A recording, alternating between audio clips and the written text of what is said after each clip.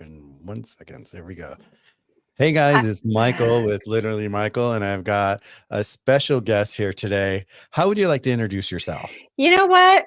Maybe you can help me decide. My name is Christina with a K. I've gone by Grey Rock, Glitter Fist, Grounded in Truth. Do any of those appeal to you, or do you just prefer Christina? Is that the easiest way? I just, when I saw Gray Rock, I love that name. I thought that was really cool. And if that's going to be your YouTube station, we should say, hey, everybody, here's Gray Rock jumping All into the right. scene with us. All And right.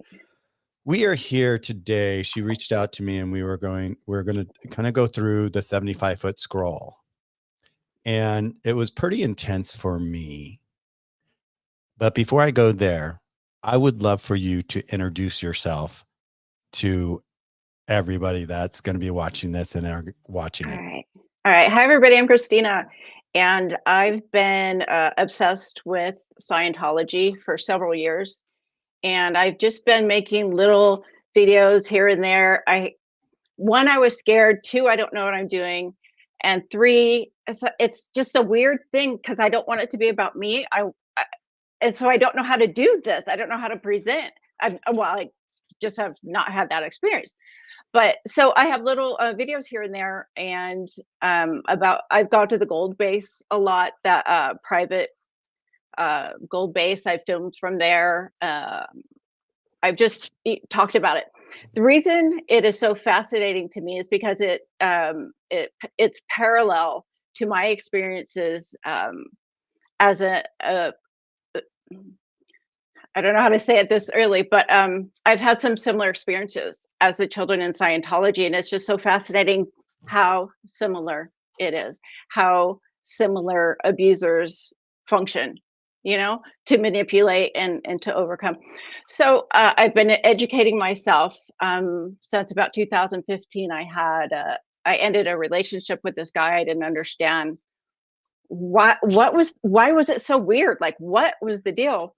And so I plunged into learning about narcissistic personality disorder and other personality disorders. And for me, I want to learn everything I can so that I can protect myself from bullies. I have blind spots when it comes to certain types of people, and I'm trying to learn what those are and learn how to function in this world so I can be aware of the bullies, but I want I can't stop them. I can't stop mean people from doing bad things to people, but I can shine a light on it. I can talk about it, and I can make art about it. So that's what I'm doing. And I think there's room for all the different kinds of art from this, all the individuals doing this. It blows my mind. I keep just every day seeing something new I wouldn't have come up with on my own. And that's just so exciting to me. Does that make sense? Yeah, no, it's beautiful. And it's so true. There's so many artists out there. There's so many children out there, in all the kids that I know in Scientology, and each one of them has their own form of art, and it's absolutely beautiful. And one that we're discussing today is the 75-foot scroll that Liz did when I had her on my channel just recently, and we were talking about it. And when we were talking about it, she had left it here at our place in Los Angeles, and she didn't take it home with her. And that moment of the protest and the moment that we unrolled the scroll and all the kids at the protest were behind it and carrying it, something unexpected that happened that I didn't even consider. Was because, like, first we discussed that she would just have everybody kind of stand behind it, we take photos and all that, and somewhere someone um inspired everybody to actually walk completely around the celebrity center with it. And that was so intense and so moving. And for all the kids that were on the list that were carrying that scroll around, it was just, you can imagine the triggers that were going on with them, the emotions that were going on with them. And it was, for me, I was just I was in joy, I was in happiness, I was in pain, I was in sadness, and I was feeling, I think, every emotion that a human can feel at that moment, because to see these kids all get together, and we had spent time together at an Airbnb that one of them had rented while they were here so that we can all gather peacefully and safely. And to see them all prior to the protest was just something that was just so touching and so incredible, and the power and the love and the compassion they have for each other. A lot of them have been disconnected from their family forever, since they've left Scientology. In fact, one of the stories I always share is that I see Laura there one time in a protest when she was out, when they first started protesting the Celebrity Center. She was there and she saw her dad pushing a catering cart, and she was screaming out to him, "Dad, Dad, it's me, Laura. Laura, Dad." And he wouldn't even turn around. He wouldn't acknowledge her. And the pain that I saw that was going through her was just it was just so horrific. I was just like, I can't believe this is actually happening today. And A lot of things I can't believe are happening today. They keep happening. yeah, Liz Ferris was told her father was no longer alive, and we find out that he is. Okay, but first of all, there are children being abused in this moment, oh, right totally. now. Yep. Right now, all day, all night, working hard labor, being exposed to adults, talking about SA, which they have no business even having in their minds as children. And I just with the first time I met Serge was at the Celebrity Center protest before it was the with Eat Predators. And I know I felt like I just made a fool out of myself because I was just like, I don't understand. I don't understand why this is allowed to happen right now. It really so obviously you could tell it makes me very emotional, and I have to do something with those emotions. So a few times I've gone to the protests and taken pictures of everybody, and it's such a fascinating environment. It's really, again, nothing I could have imagined. Mhm. Once I got over the kind of initiation phase, once they realized that I wasn't, from the church or whatever, it was very much like a family I've never had. And that's coming from someone with 5 sisters. Like, the amount of love and compassion each of those and respect each of those people has for each other, and they're doing it because they wanna help the kids. That's why all these people are we don't want to. Nobody wants to talk about this. We have to apparently, right? Yeah. Until somebody does something. I mean, how I mean, you have way much more zen, you have more years, practicing that than I do. I just it just I it's every day, and every time Serge does a video, and he reveals something else. So, Yeah. I get scared. I get scared because I'm like, "Okay, so the people in power are absolutely corrupt, and that's a scary place to be." But what can I do? Again, I can't make them stop being bullies, I can't make them stop falsely arresting people, but I can make art and I can talk about it. So I'm trying to find my place or create a place that I can express myself because I've got the same story, and I think the reason Surge reaches me so deeply is because there's no BS. It's just the facts. And, right? I Yeah. think that's what everybody loves about Surge. He He has is no time for anything he else. yeah, he has no filter for BS. He's like, boom, here it is. This is how it is. This is matter of fact. And if you don't want to listen to me, you don't have to listen to me. Go somewhere else. There's many other channels out there, but he is so matter of fact. I sit here and I listen to him all the time when he's doing his lives. I'm here, of course, right next to him. And I'm just like, wow. And I learn something every day. And, going to back to you really quick is like when we first met was the weekend. I believe that was the first time we met was when Aaron was in town and he got it, assaulted by that Perry guy and arrested. and we got to spend some minutes inside of a cafe together and share our stories and get to know each other a little bit. And you said something that, some people don't understand, I think. And and you said it so nicely, is the fact that, when you first went to the protests, it was like, until they really understood who you were and got to know you, they keep you at an arm's distance because they don't know They who you should, are. as they should. And I that didn't surprise me. I when I went to the first protest before all these kids were doing this, I felt the same way coming, and they were just the kids of Scientology and, a few others. And I knew, like, they don't know me. So all I can do is what I do. And then I made a video of all my photos, and I talked over and just explained why I was there. I'm not there for no reason. I'm there because these kids need help. And I'm obsessed. I'm obsessively trying to do whatever I can to help that cause. I'm just at a loss. I can't believe it. Every day I can't believe it. So what are we gonna do? What do we how I don't even know. I know I have you talked about your history and your work Yeah, on your channel? I talk about my history all the time whenever, you know, and that was, like what you shared too, is like, this is a process, and we get triggered and we have to connect with the trigger. And I share this with all the Yeah. children, is you have to connect with that trigger at that moment.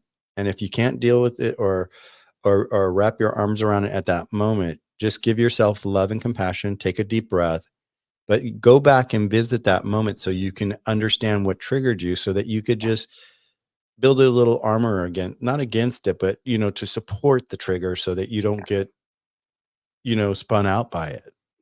Well, the amazing thing is that these former kids of Scientology, whether it's in that moment or later, have the courage to do that. Right? And the Oh, triggers keep coming. But the thing is for me too, I am totally recovering at my own pace along with everybody else, and it's just blowing my mind. So obviously you're the warmest, most amazing person that I met, and I knew that I would be safe here. I can act a fool and I can not know what I'm doing, and you're yeah. not going to judge me. And so I just adore you for that. And I thank you for being you, man. You really made an impact in my Oh, life. thank you. Well, you know You're what? welcome. And it comes, people have asked me, they're like, why are you like so like loving and compassionate and just who you are? Where did that come from? And I was sharing on one of my lives recently, because it was like, I'm like, well, where did it come from? And so I really looked back in my life and all that.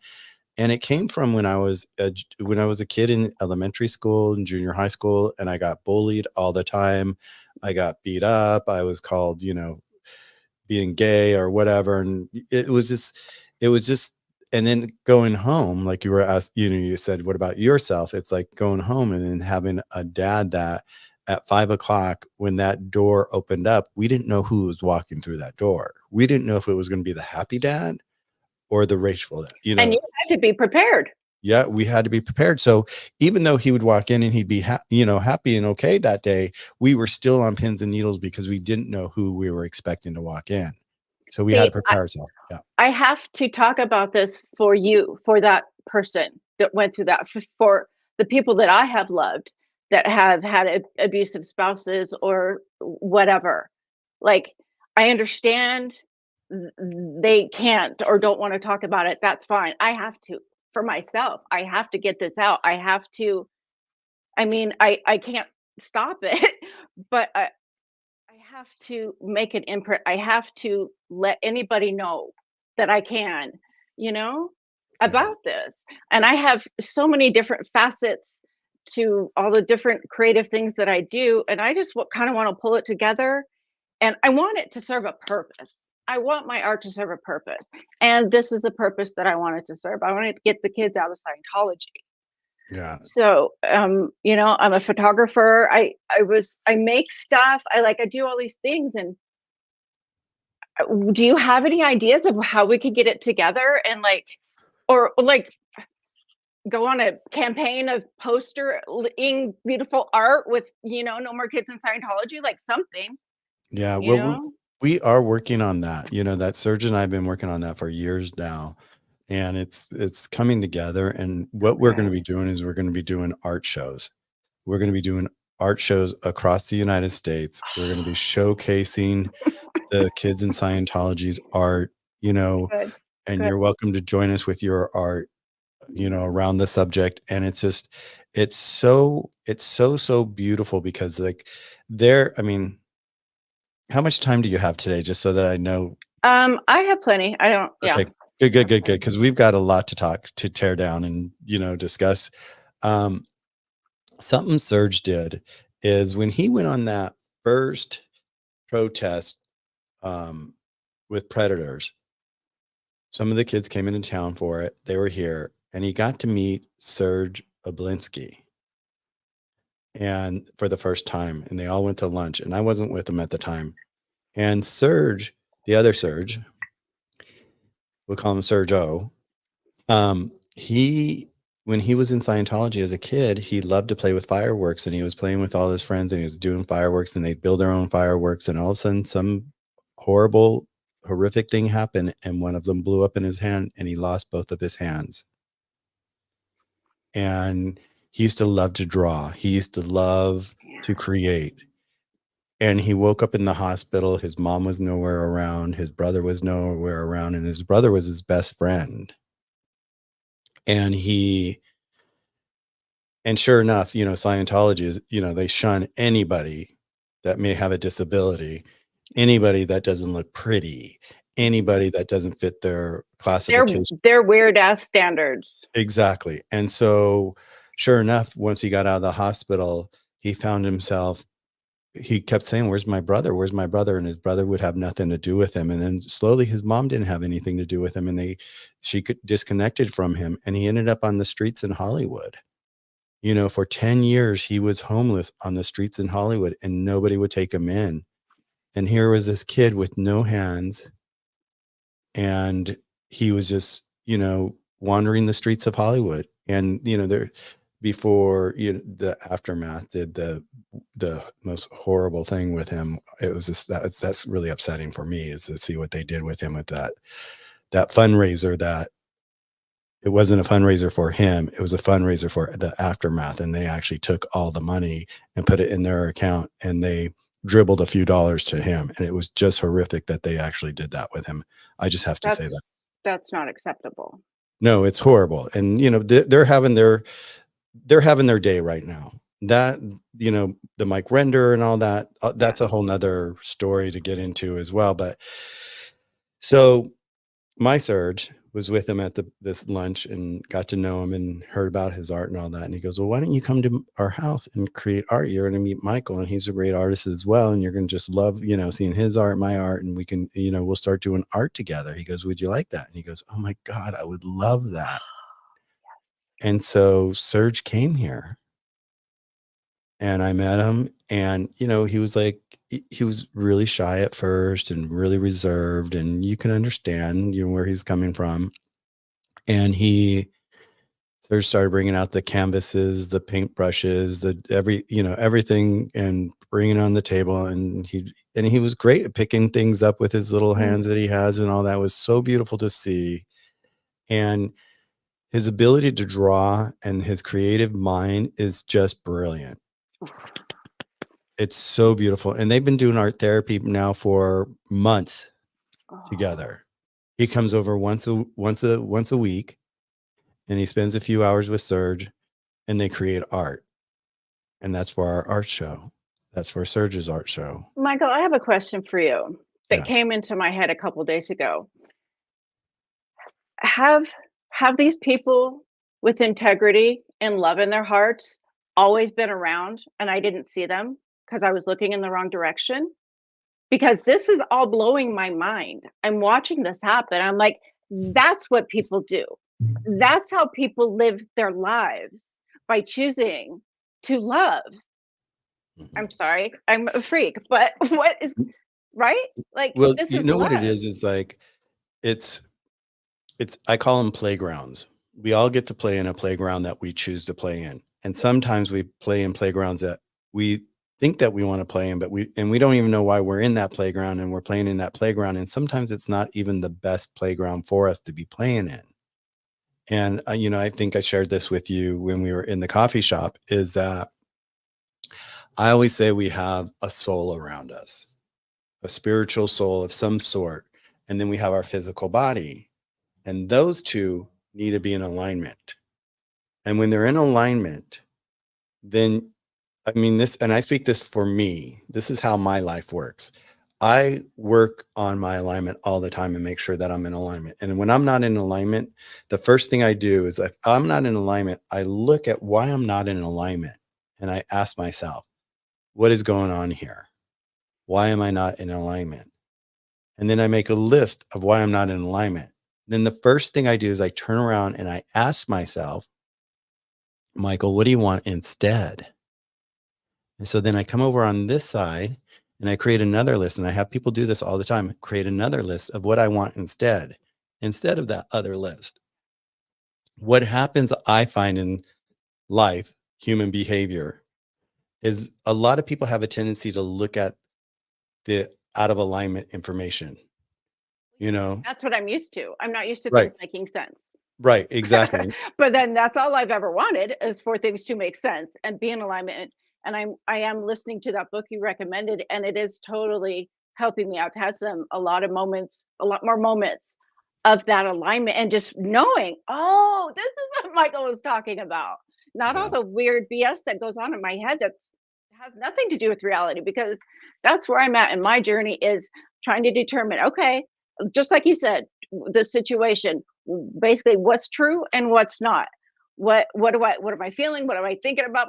All those things. And yeah, for a few days there, I was like, oh, this is exactly. So anyway, I reached out to you because that was something I've been wanting to do. Yeah. So And that's putting you in alignment. And that's what yeah, it's I about. believe that. Because what happens is, when one is out of alignment, the first thing is you have to take responsibility for being out of Yeah, alignment, because you're allowing yourself to be out of alignment. yeah, And there's a vibrational scale that's inside that book. There's depression way down here, frustration, anger, blah, blah, blah. And then it goes all the way up to joy and eager and want more in life. mm, Okay. mm-hmm. And so when you're out of alignment, you're not up at eager and want more in life. You may Right. think you want that, but you're not there. Mm-mm.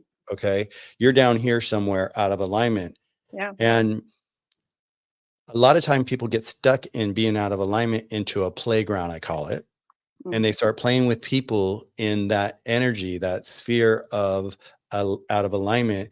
And it's a lot of times you'll see a lot of people, like, we all have these, these people in our lives that will be in these, they'll be out of alignment, and they'll be over there going, oh my God, I hate my job, blah, blah, blah, blah, blah. And then the other people will jump in with that same conversation. Oh yeah, jobs are blah, blah, blah, blah, blah. And another person, blah, blah, blah. So before you know it, you have a whole playground of people, and all they do is run around complaining about life and how jobs or Yeah. relationships work in their life and all that. And they stay there. And they Yeah. find comfort in that, because they feel like they're being surrounded by people that of this like-minded emotions that they're feeling, and they hang out there, but they don't really understand that there's something more in life for them, and it's waiting for you. And that's why I always say, number one, and it's so cute, I'm sitting, at my original YouTube, that Serge, desk that Serge kind of took over, but he always does these little notes, right? Uh-huh. So so let's say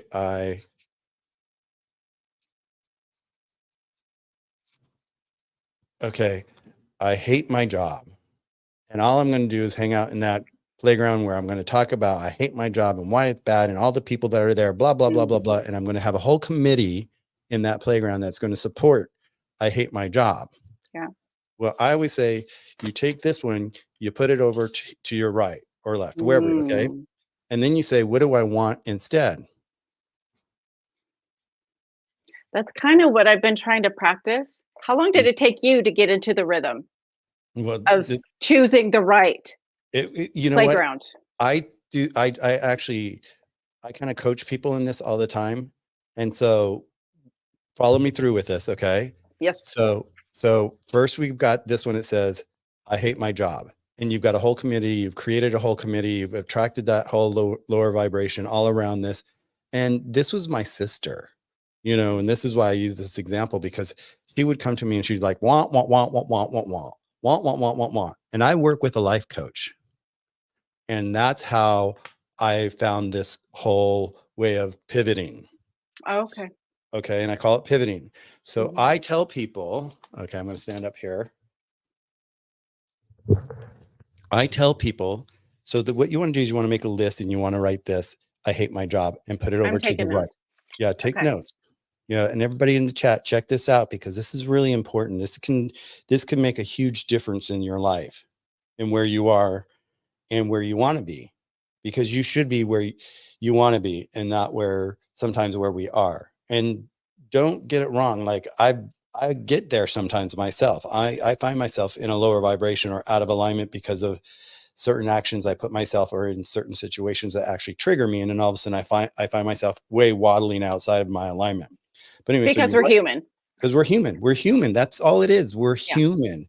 So we need to create a toolbox with tools in it so that we can learn how to actually pivot from it. And I use the word pivot because that's what we're going to do. So for 30 days, Okay. this is what I share. You write what's not working, and then you write what you want instead. I want to love my job. Okay. And you put it over on your left side. Most people, because we're human, we focus on I hate my job. I hate my job. I hate my job. Well, you're setting yourself up to attract that energy out of the universe of hating your job. So by looking at this, for the first 30 days, every time you have something that you see that you're being negatively affected by, like your job or whatever, and you find yourself complaining about it and you find yourself out of alignment, the first thing you do is, why am I out of alignment? Well, I hate my job, blah, blah, blah, blah, blah. You write, well, I want to love my job. You actually take your body and pretend that you're looking at your first note of I hate my job, and actually take your whole body and you pivot and you look at I love my job. I'm going to do it. Okay. You do that for 30 days. Every Okay. time something pops up in your head, even if it seems like the simplest, stupidest little thing, nothing's simple, stupid. It's all meaningful in our lives. Okay. I'm going so deep in all the things. So, Yeah. yeah. So from there, by pivoting 30 days, all day long, pivot, pivot, pivot, but really take your body and do the whole motion Mhm. of pivoting. Mhm. Because what you're doing is subconsciously is you're like rewiring your head to think a little differently. Cause like the moment, because what happens at the end of the 30 days, you will find before the end of the 30 days, you will be pivoting in your head rather than physically pivoting. You train your brain. You train exactly. You train your brain to start pivoting, because the moment you start to see something negative, your mind goes, oh, well, what do I want instead? And you're starting to look at what you want instead. And if you stay focused on what you want instead, you're opening up the doors to the law of attraction to actually bring it into your vortex and allow you that, because it wants to bring it to your vortex. But if you're bullying the universe over here by being out of alignment and looking at what's not working, you're going to keep getting it. It's like with relationships. Yeah. I find this to be true. I Yeah. don't doubt you at all, because it's kind of where I'm kind of going through. Here's the thing about, to be vulnerable as someone who has had severe depression and anxiety. Probably, I don't know how much of it's a trauma response, how much I was born with. I don't know. But wait, what you're saying? Oh, for until recently, I didn't believe I deserved that. Yep. So Yep. I could not do it. I couldn't do it. And then I was willing to believe that maybe, fuck it. What do I have to lose? Other than, why don't I focus on the things that I do want? And those days things come out, art comes out, Yeah. whether it's a painting or a poem, whatever. Yeah. And yeah, back to the scroll. Well, first of all, it was weird. I don't know. When I saw Liz, Gail, um, for the first time, we just hugged because it just felt like we knew each other, Mm-hmm. and and it didn't feel strange at all. Now looking back, I'm like, maybe that was weird. I don't know, but we didn't we didn't have any trepidation with one another, and I didn't know how creative she was, and to see her again, just to be open to what can I do? She probably was thinking, what can I do to honor these people that I love? And she did it. And then it took on a life of its own, like you said, and it went around that building. I can't, but because they have the courage to do these actions, they're healing. Yes. And I get to watch it. And I get to Yes. be inspired, or like, okay, they can do it. I can do it one more time, one more day. Let's just try, Yep. it's really absolutely a big part of my life, being able to see people heal, And you it's know. magical to watch them heal. It Because is when you're seeing them heal, you subconsciously understand that the possibility for ourselves to heal is there, and the it's hope. the hope is there. And I'm just going to pull up These are all the children that have gotten out of Scientology, you guys, that are now rebuilding their lives, For real.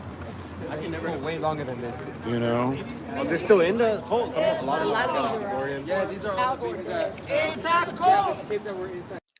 So I wanted to bring this up really quick so that we can, because like there may be some people here that don't know what the scroll is, and let me backtrack a little bit and just describe what the scroll is that we're talking about. Is that Liz Gale was in Scientology. She was born in Scientology. Her brother committed suicide trying to get out of Scientology. He was kind of out, he was in, he was out, but it just it's horrific what happens inside Scientology with these kids. And like what you said, it's still going on. And that's why we're here doing this, is to help get the kids out. If you're 21 and over and you're an adult, go do whatever the hell you want to do. Okay. But leave the kids alone. I mean, I've talked to so many of these kids that, they were like 8 years old signing the billion-year contract with a Crayola. It makes me sick. It Yeah, makes us sick. it's just horrible. And I'll say this too about myself, is that I knew of Scientology years and years ago. I actually picked up the book Dianetics because it was like the hottest thing, and I was like, oh, and I'm always looking at self-improvement and all that, and I'm like, oh, what's this? And I'm a California kid. My mom worked in the entertainment business. She got me in the entertainment business. I worked on Love Boat all the time because that's the show she worked on. And so I saw, I had an agent, I had a manager, and I was always taking acting classes. And in all the acting rags at the time, like Variety, Drama Log, these are printed materials back in the 80s, you guys. There was this advertisement from Scientology, free acting classes. And so they were luring in all these kids that Of wanted to be course. acting, actors. I So mean, that's brilliant. yeah, it's a brilliant marketing. And so I did what everybody else did, is I walked up to the front doors of the blue building at the Celebrity Center, and I took the personality test. And they started bringing me over to the county, explaining me the e-meter and all that. And at that moment, my intuition, my gut, thank you, Mom, for giving that to me, just said, Michael, you need to turn around and get the hell out of here. This is not right. Something's not right with this picture. I don't care if it's free acting classes or not. It's not right. So I turned around and I walked away. And that was pretty much what I knew of Scientology until I got together with Serge. And then when I got to hear his story, I was like, what? This can't be real. This can't, You don't, I would so much rather I was insane and completely imagining all of this and that I was delusional and none of it was happening. I don't care. Please let that be true. yeah, it was, and to see his pain and to see where he was. And it's like, and it was like, once again, the universe put us together. It was so beautiful. It's so magical. Our relationship, we just love each other so intensely. It's like, I'll do anything for him. He'll do anything for me. And it's just like every night before we go to bed, we're always hugging each other and just saying, you know what, we love each other, and it's just like it's so beautiful.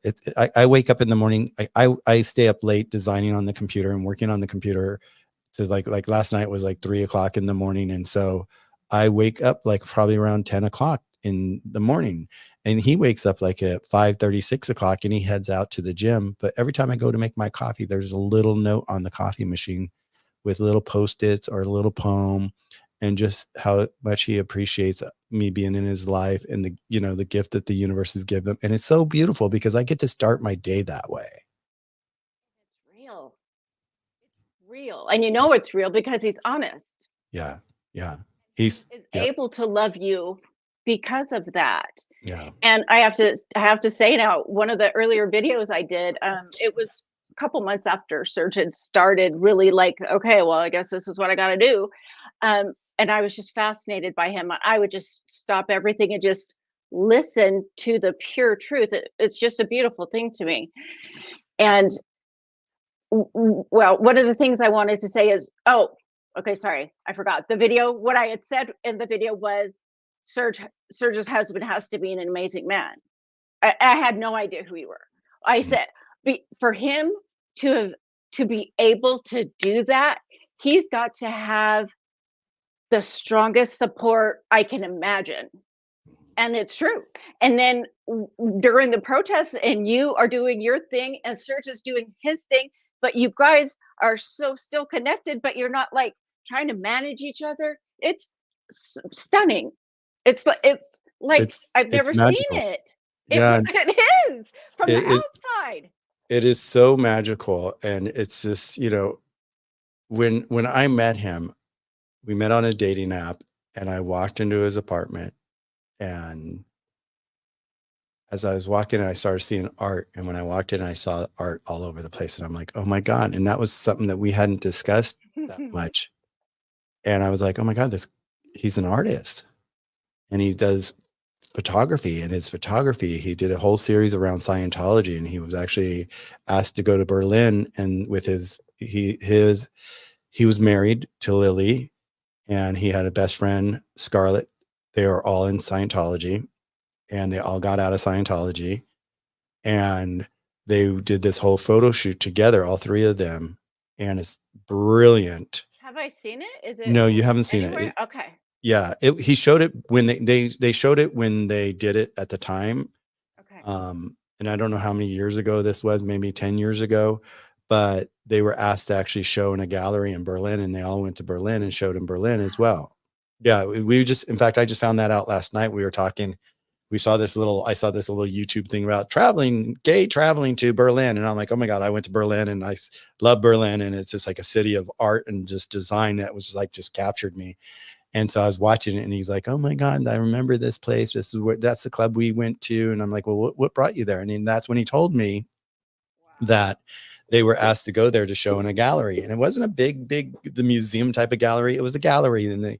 And so so when I walked in and I met him and I saw the art on the walls, it just added that extra layer of like, oh my God, who is this person? I want to get to know this person. And we spent the whole night. It was funny because we spent the night together for a while. And then we were supposed to go out, but we never ended up going out because we just got so involved in talking and sharing each other's lives and all that. And then all of a sudden I had a class that I had to take that night for Spanish, because I've always wanted to speak Spanish. And so I said, oh, I got to go. Right. And so I went to the class, and I got out of the class. And so I just texted him really quick. And I said, I just wanted to say how much I enjoyed meeting you tonight, and I look forward to seeing you again. And before you know it, he's like, well, what are you doing? And I was back there. I came back to his apartment. Learning Spanish. Honestly, I still don't know it. Okay. It's horrible. Well, I'm dyslexic.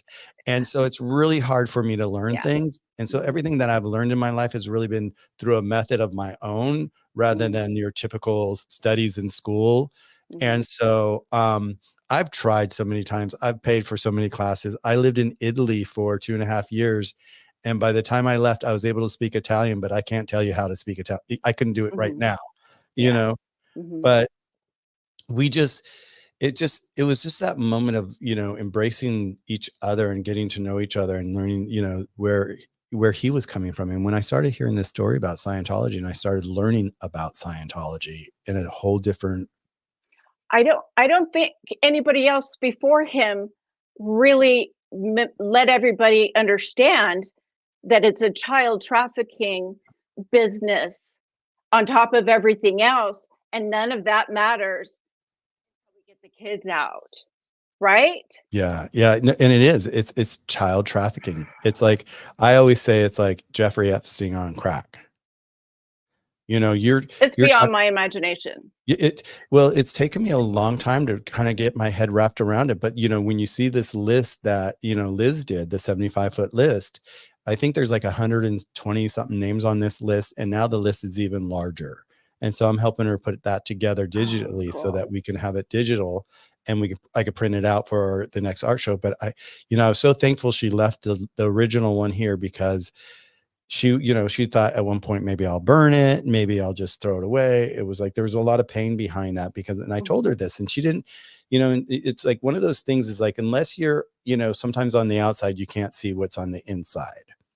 mhm. And I shared this with her on my YouTube and I said, Liz, I said, do you understand the intensity that you went through when you were doing this list? She goes, oh, I was just writing down names and I would think about the person. I'm like, no, stop for a second. You were writing down the name. You probably saw the person's face.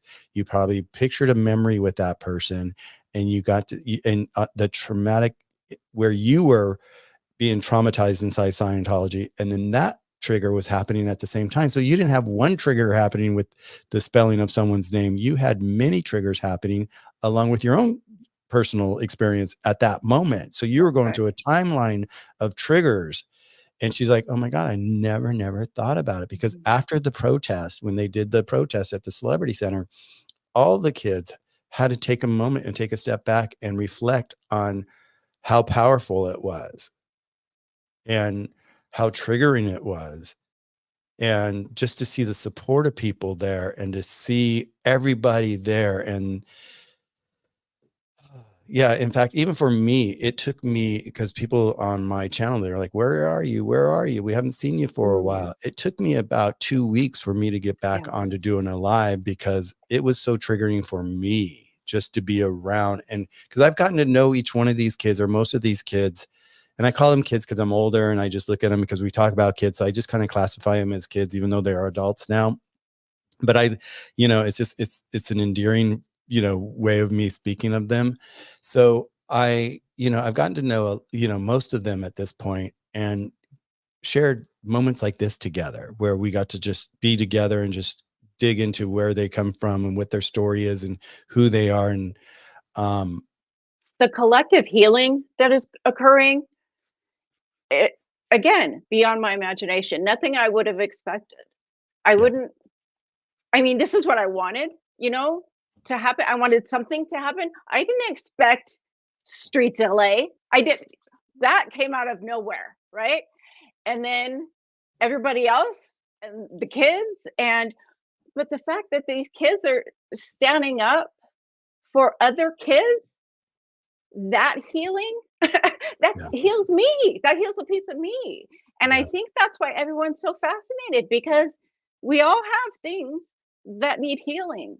And we see these children who have gone through things we don't want to imagine being able to laugh, being able to be open to each other. It's amazing. It's amazing to me. And then people like me who don't even know anybody just showing up because I have to be part of this because I love is more important to me than anything else.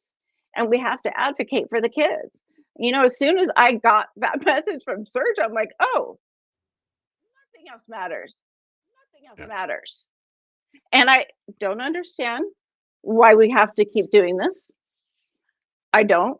Maybe I'm not bright enough. I don't know what it is, but it's not acceptable. One of the women I was talking to at that first protest I went to, I don't even know what her name was, but she had the SP bracelet. I took her picture, but I was telling her that, and she's like, "Oh, you better be careful." I'm like, "Dude, they know who I am. I've been going by the gold base doing live, talking to their cameras. They know who I am. I'm not, eh, you know, Well, I have to. I have to do this." yeah, what happens is when you start to understand and you get invited into the movement by yourself, Yes. Yes. okay? Yeah. And you feel good, because you're part of good. Yes.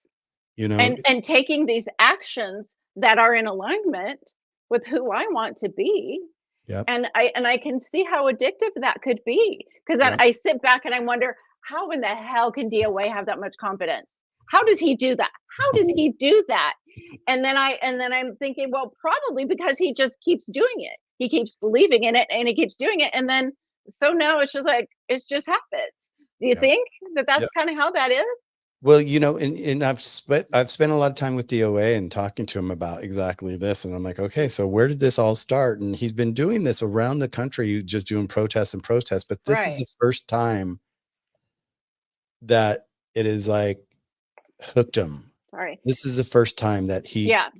he's like, oh my God. And I remember because like when he was the day that Aaron got attacked, I went and I found, I was like, where's this guy? Where did he sneak And off to? then I showed up, and Yes. I'm talking to Aaron, and he's talking to you on the phone, but I don't know.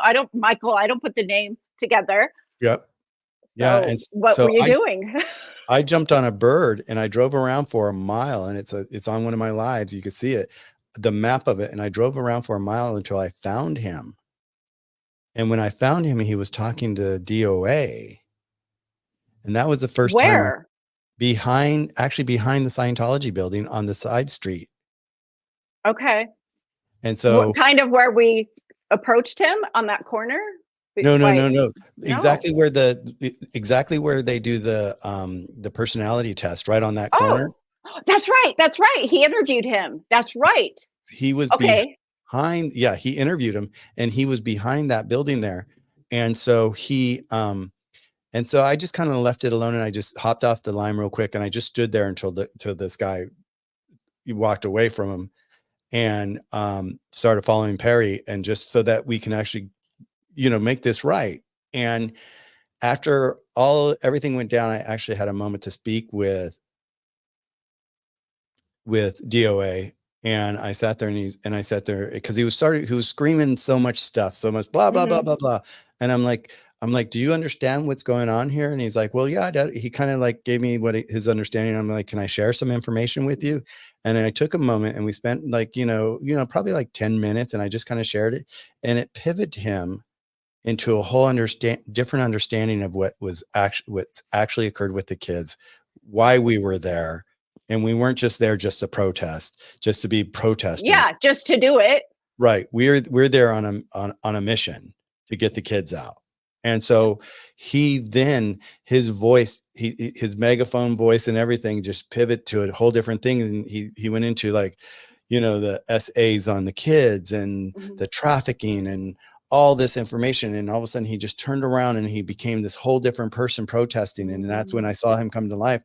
And he's like, like you said, he doesn't care, and he's out there. He's willing to deal with whatever comes with what he's doing. He Right. believes in it that much, and that's Yeah, beautiful. It's the same with all of us, yeah, you know? it's so amazing because Well, I mean, look he's got swatted how many times, he's been arrested how many times, and they dropped the charges because they have no charges. It's all bullshit. And going back to like what you asked me earlier about how do I feel about the whole thing, is like, I didn't realize when I started going to these protests and started seeing how corrupt the cops were and how oh, far yeah. I always say this, and I laugh about this in the sense of like the cops have their heads so far up Scientology's ass they can't see their ankles. Mhm. You know, It's I it's mean, I love watching it. It's very entertaining, but there's a high cost. oh There's a high there cost. yeah Way to people, to Danny, to Everett, Aaron, to people. There's a cost to this. Make well no mistake about that. there yeah and there's this, it's interesting because it's like just the other day we were at City Hall and we were there to Yes, protest. I was watching. I don't oh you saw me, I did right? watch it. Yes, I absolutely. don't I'm like, I don't know where I got that energy or that burst, but it was like after LA. there's only so much you can take. There's only so much Yeah. a person can take. Sorry, tell me what that was like for you. Well, it was just like for me, and I just want to stop for a second and say hello to everybody in the room today. Do me a favor, hit the like button because it actually attracts up more people to come in and learn about Scientology. And if you're not following me, you can follow me at literally Michael. What's your channel name? It's grounded in truth dot gray rock. Okay, so and your YouTube channel? Yeah, that's the YouTube channel. My TikTok and Instagram are both grounded in truth. Okay, beautiful. And so we were there, and we were there to actually, kind of give our voice about La Poubelle. And because they're trying to get their liquor license extended so that they could go to 230 on the sidewalk. And it's just, they're just a mess already. And just, that's a whole nother story we could talk about. But so then in the very beginning, there were some people that were on Zoom that were allowed to be able to voice some comments on it before they actually started the meeting. And one of them was Ellie Oh, Audit. that's right. I heard her. I'm like, you go tell them. You need to Right. tell them. And she was telling them. And Ellie Audit, I don't know if you know, but she's disabled. She's Yeah. in a wheel, right? We met. And so I started thinking about it, and I was sitting here thinking, and I'm like going, because like at first they had us fill out a form to, to submit ourselves to be able to go up there and get our minute to talk. Right. And I was like, all of a sudden I was like, oh my God, I'm like thinking and thinking. And I'm a designer, and I've actually designed a restaurant here in Beverly Hills. And so I got so frustrated when they turned around and they gave them the extension to November, and then they wouldn't let anybody share their thoughts and all that. And then when the guy who was working for them asked for that extension, got up, and it was funny, he was sitting right next to me and I had no idea who he was. And I had this whole stack of information that I had printed out on that day. And then all of a sudden DOA raised his hand and asked about the connection of like where to log in, where to send, whatever we want to send, what emails and all that. And she took his thing, and then that was over. And I was like, no. And I kept raising my hand. And she just kind of like looked at me and kind of like dismissed me. And then all of a sudden I just popped out and I started speaking, and I just didn't. And from there, it just kind of flew out of me. What happened? Did they restrain you? Did they bring people? I was listening, I was watching. What happened? Well, what happened was like they kept telling me, you're out of order. You need to sit down. You need to reserve yourself. This is a movie, by the way. We're living in a movie. It's occurring. Exactly. We're all characters. It's funny. Serge and I talk about that all the time. And so I couldn't stop talking. I couldn't start. It was so appalling that the fact that they're doing this, and La Poubelle and the owner is who she is, and supporting Danny Matheson and all the stuff that he's done. And it's just like, just to see the whole corruption there on another level, I was just like, what, this has to stop. And then I didn't realize, because then I started picturing it. And then as a designer, I started calculating like the tent and how far it stuck out. And then, we were talking, about how she just really couldn't get past the restaurant. I remember watching that. There was with this dude that wouldn't get out of the way. And she's like, well, I can't get through. Right? Exactly. Yeah. Exactly. And so you got the guard there, which reduces the space to like 20 inches, and she couldn't get by. And it's just like, it really infuriated me that the fact that here's a friend of mine who's disabled. I've got some things that I've gone through in my life health wise that, I have to, like, if I get out of the car, I have to open my door so far so I could actually get out easily. Cause if I don't, and I twist the wrong way, I have a disc implant in my back, I end up in bed for 2-3 weeks until it gets back into place. So I understand disability. Right. And so I just like, it just hit me so hard. It just, this voice from inside of me just came out and just let it go. Well, I didn't realize what I ended up doing is triggering, investigations. What do you mean? Well, now we're looking into the whole Disability Act and what they're, and it was it was kind of like a crack in the cement that was there and nobody was looking at it. And all of a sudden I found the crack. Yeah. And so this is now pivot them into a whole nother panic mode, because now they have to. I got it. Yeah. And there's some other things.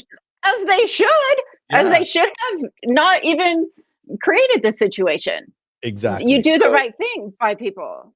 Yeah. So then there was the officer there that happened to be at La Poubelle all the time. Yeah, that one. And, he did some things that were unethical, and that's being looked at right now. Well, is it white? Yeah. Okay. And so I can't really go too deep into Okay. it right now because we're just Got it. letting it be and just letting the Got it. people do what they have to do.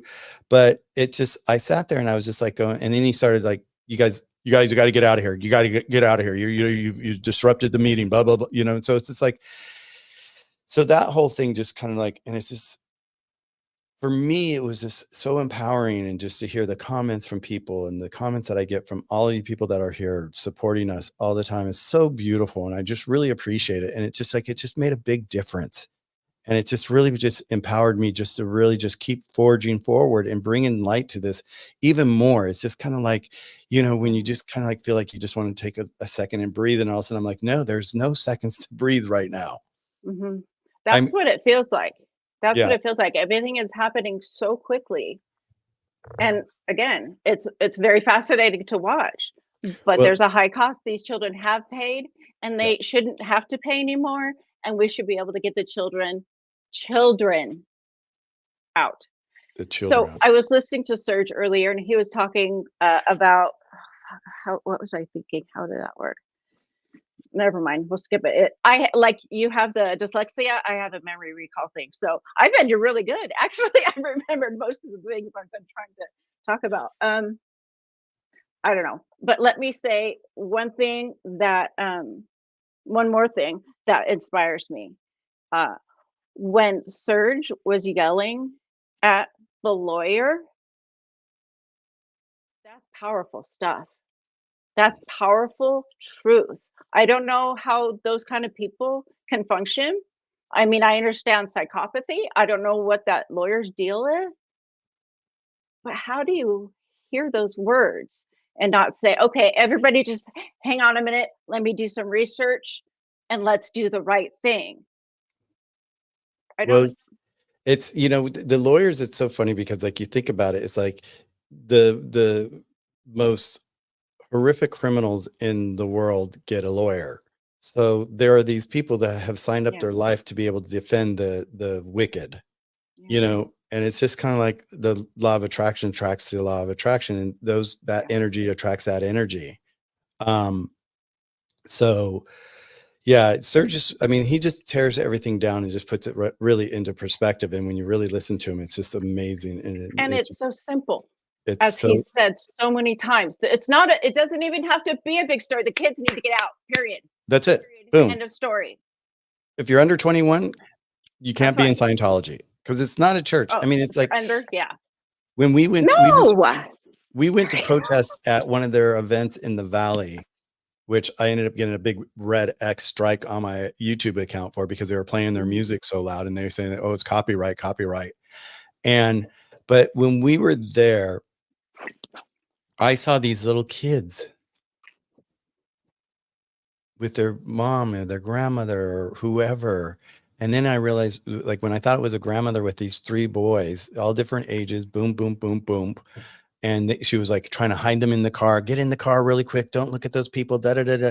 And I was like going, what the hell's going on here? You know? And then I realized, you know what? It wasn't their grandmother. It was one of the caretakers that One of the Scientology has assigned handlers.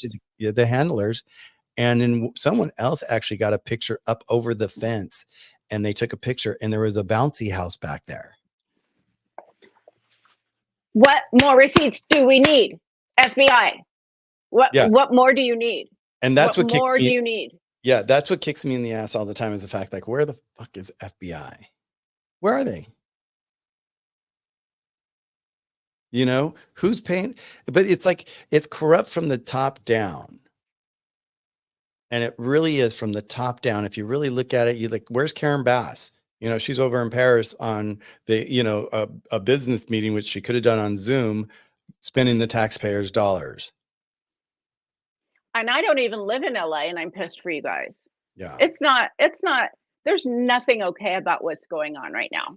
In But case you're y- listening or what, there's not one thing that's okay with what they're doing. What they're doing is the opposite of what should be done in a society, in a life, in choices to, I mean, creation and destruction, uh, you yeah. know, Yeah. Well, period.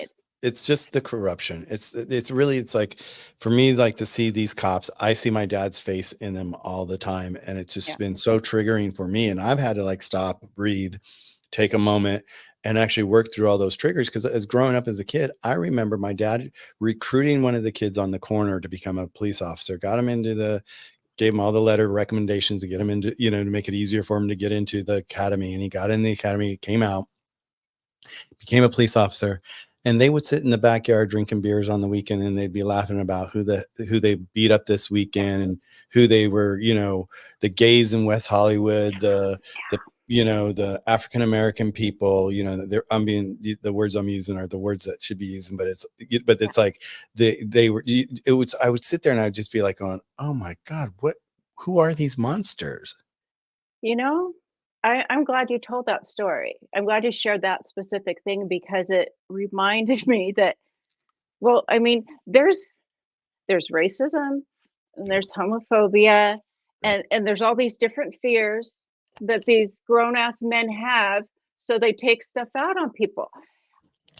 I think we were both raised by the same type of man. My father, although he wasn't on that side of the law, would have been having the same conversations over a joint or a beer with his buddies, and laughing and laughing. Laughing and thinking it's so historical. When the Rodney King situation happened, my dad was like, they were like so impressed, and they were like, yeah, beat him up and blah, blah, blah, blah, blah, blah, blah. And we didn't have what we have today. What we have today is we have the right to, with our cameras, and film all this stuff, so they can't get away with it. They can't touch the internet. It's No. a matter of time. No. Well, you see it that way too? It's just a matter of time. It's just a matter of time. It's like what I've seen in my years of being alive and just seeing where we are today compared to where we were yesterday as when I was a kid. What I see the progression of like how Black Lives Matter, that movement, I forget what it was called, the women's movement that happened. Oh, the Me Too? The Me Too. And so by seeing all these different movements and then seeing Jeffrey Epstein come down, the FBI, they were in his doorsteps years and years prior and just kind of like dismissed him, and he got away with a slap on the hand. That's right. That's right. And so when you look at the corruption there, but eventually it caught up to him. It's catching up to everybody. So it's just a matter of time. It's like the dominoes are falling. The truth always wins. Love always wins. It sometimes just takes a really long time. Yeah. And again, I don't know if it's going to happen in my lifetime. I have a feeling it is, because the momentum of all these people who are saying, oh no, child abuse is not acceptable, period, end of story. And I'm going to go to my org or my local whatever and make sure that everybody knows that it's just unacceptable, because it's going so rapidly. It just might. I mean, I want to see them spend their last dime. I want to watch that happen. Yep. Let me show you this here, because what you just said about it's moving so fast. This is a clip that I got from the kids in these protesters in Chicago, because like when these protesters started, I'll never forget the first day that Serge went out with the Predators and all that. And he was out there for the first time. And I was home, and he came home, and it was so beautiful, because he looked at me and he's like, hi. And I'm like, what? He calls me Tito, right? And he goes, Tito. And I'm like, what? And he goes, oh my God, I found my family. I found a family of voice, because there hasn't been this voice before. And this is new. No. I mean, this is new within the last year. Yes.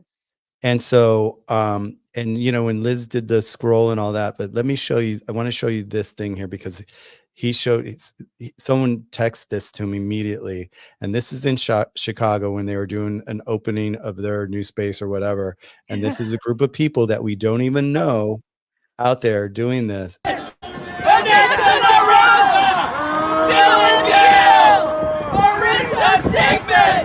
Tyler Reed! The names! Here's the names of the children! The children of Scientology, the cult! Julie Tompkins! Julie Chait! Marty Stillman! Aaron Coolin! Sarah Linsky! Sasha Alinsky! Valeska Paris! Louise Baxter! Laura Baxter! Jamie Mustard! Daniel Mustard! Oh my God! I have chills. I have chills in the back of my neck. I have chills on my arms. That is so beautiful. It's like shattering. my whole view of reality, that these people with this integrity are stepping up and saying no more, and just out of love, pure love, you know. And if you haven't been to one of the protests, you know, and been accepted by them because they know you're not trying to mess with them, it's it's it's the warmest, it's the most loving, it's the most varied because everyone has their own personalities. Look at that. See, Scientology cannot mess with the truth. They can't No, touch it. they They can't. can't touch with that courage and that love that those strangers are doing. And I'm a stranger too. Mm-mm, they It's can't touch it. it when you reached out to me and said, "Can we, let's do a live together," and all that, and about the scroll and all that, and so it took me a while to grab all this information, and I was crying Yeah. earlier when I was watching this, and and I'll share the other bit. I've got a couple more to go, but it's like when I started watching this again, it's just like the impact, the power, and the voices that are popping up all around the world now. This is just not in the United States. This is happening. This is now over in Europe. It's starting to take hold everywhere, and Scientology is scrambling. I hope And so. I oh, they can't are. wait. I cannot wait to see how it goes down. I Well, hope nobody else gets hurt. I want it to happen right now.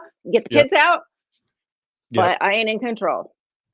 Right, exactly, and it's going to happen when it's supposed to happen, and it's happening. To It see is this, happening. It is happening. That's it's important. it's It happening, is happening. and to see these kids in each state. And this here, I'm going to throw this one up real quick. This is Pearl Snappy in Austin, Texas. Okay, and I interviewed her, and you should see her on my interview. It was just, she's so powerful, she's so funny, she's so witty, and she wasn't in Scientology, but like you, she came from a position in life where she had a rough growing up. And so this is her with her little the team that's there in Austin, and this is what they're doing too. And they did this in LA just recently as well. Has to clean this chalk off, and if they have to use a toothbrush, asking for a friend. So there's the list again. They're writing the list right there.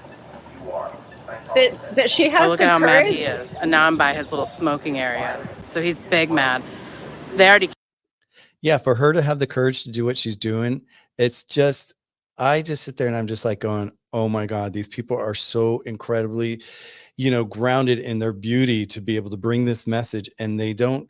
And I think what happens with a lot of us, and what's happening with a lot of people, is the fact that they get there, and like with DOA, when he first got there, he was just, oh, another protest, let me join it, blah, blah, blah, blah, against Scientology. Okay.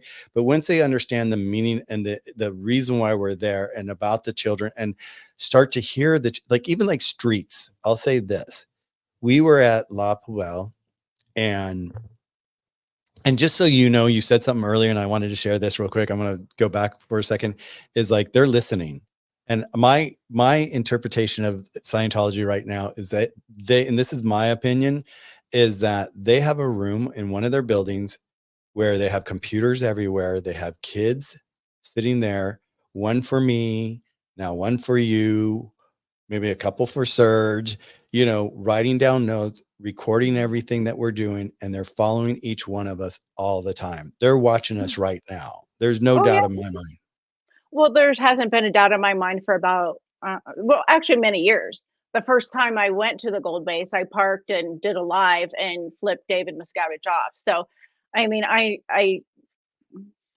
understand people like that.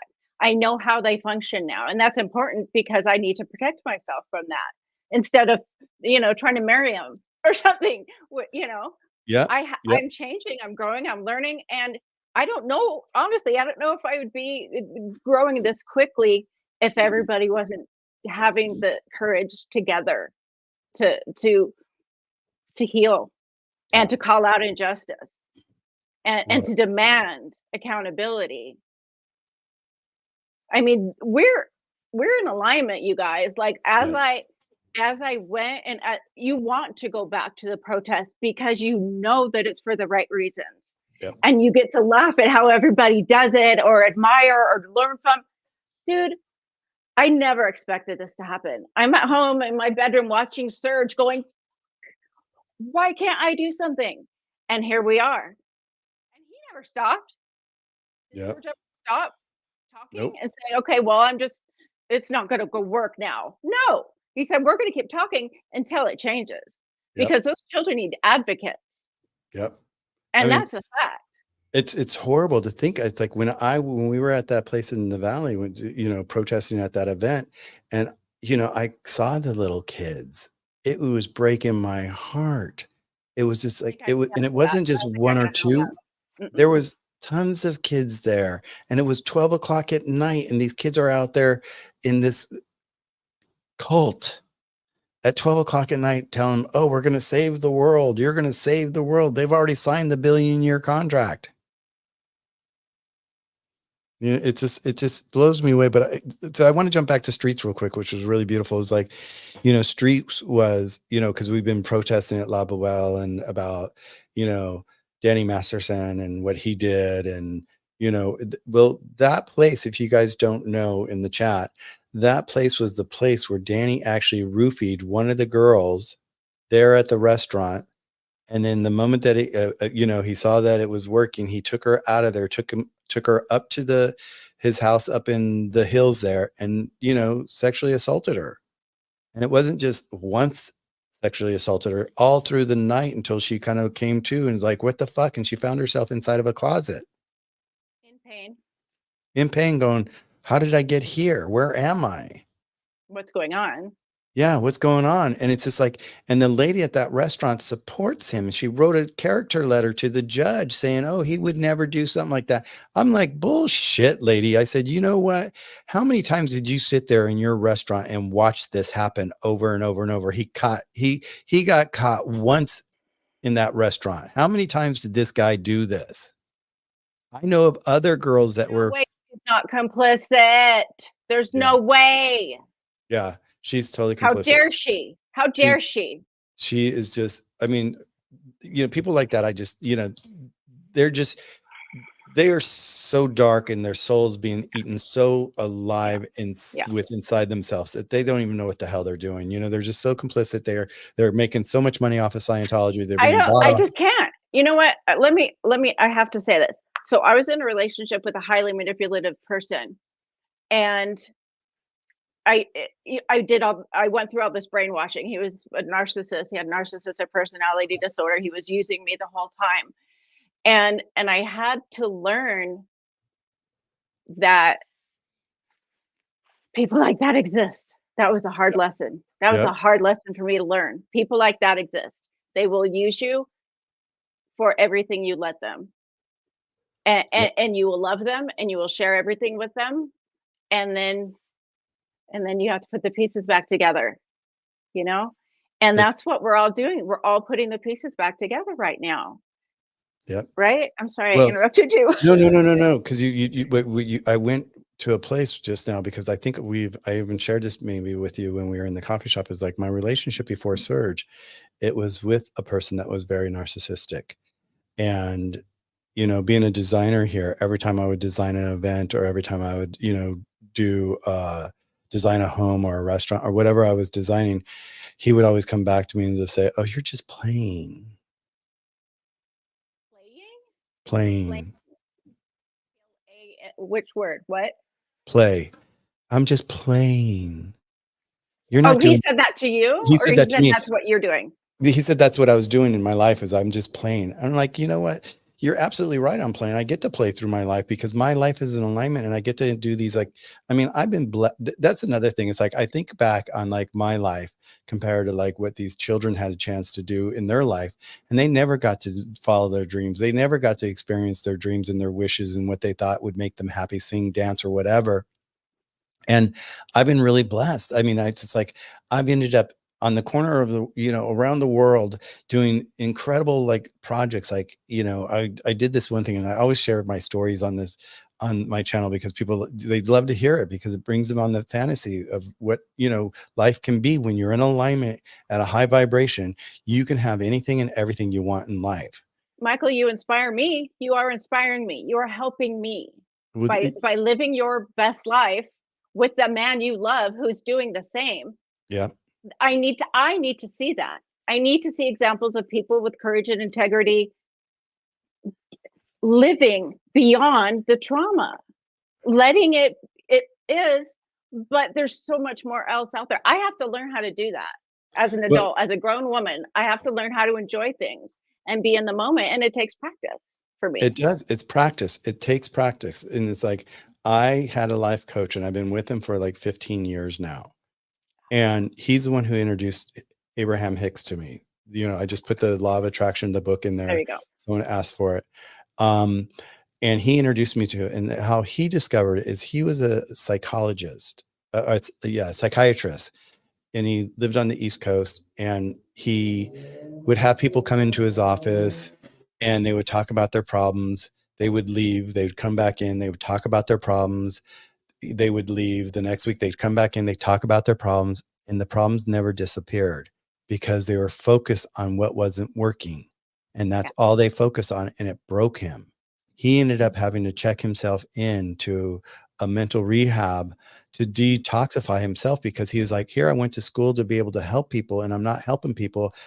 I'm a failure. Right. And somebody Mm. said to him somewhere along the line, oh, you should read this book, The Law of Attraction by Abraham Hicks.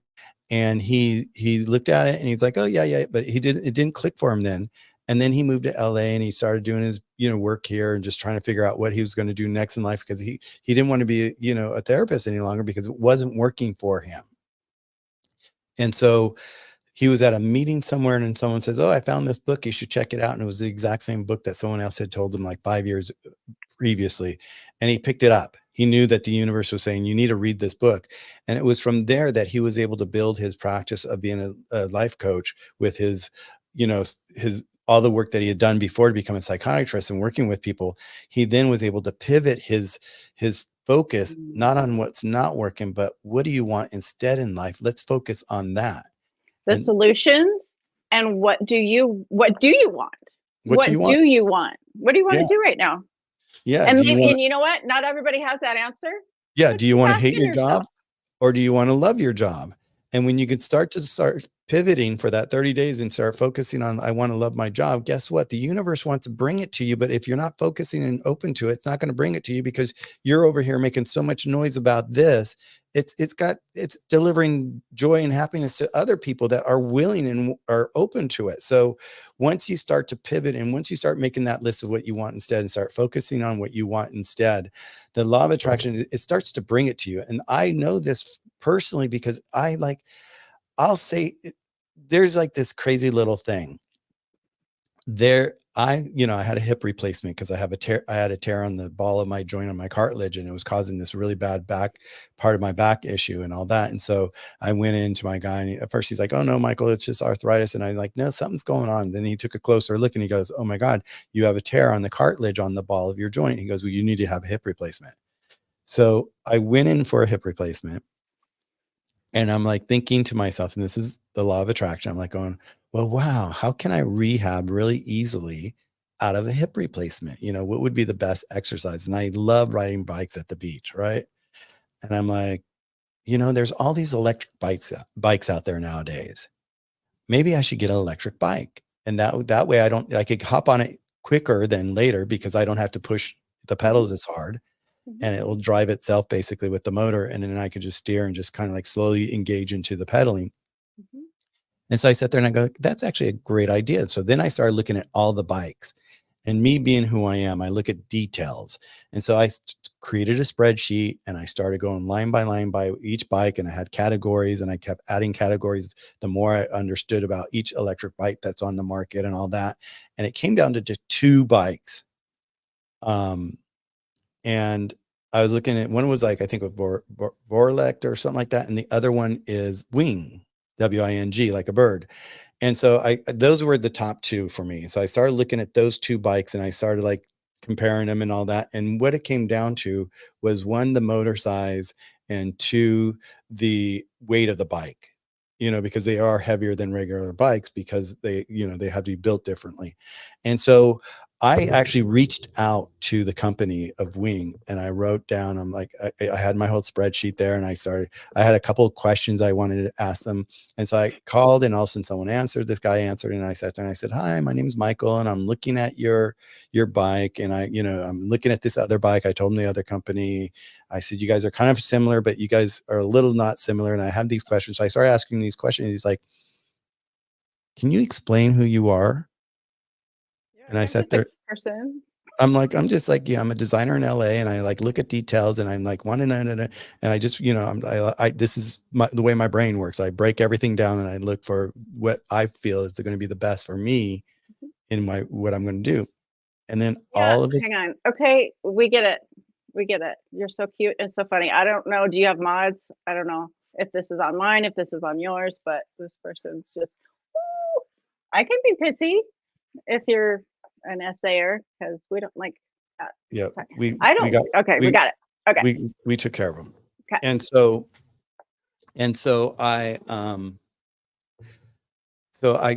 he was like so impressed by my questions and I was just being me. And so he was like this, he goes, where do you live? And I said, Los Angeles. And he goes, and I said, I'm a designer. He goes, what do you design? I said, homes and restaurants and events and all that. And he goes, you know what, Michael, I want to gift you a bike.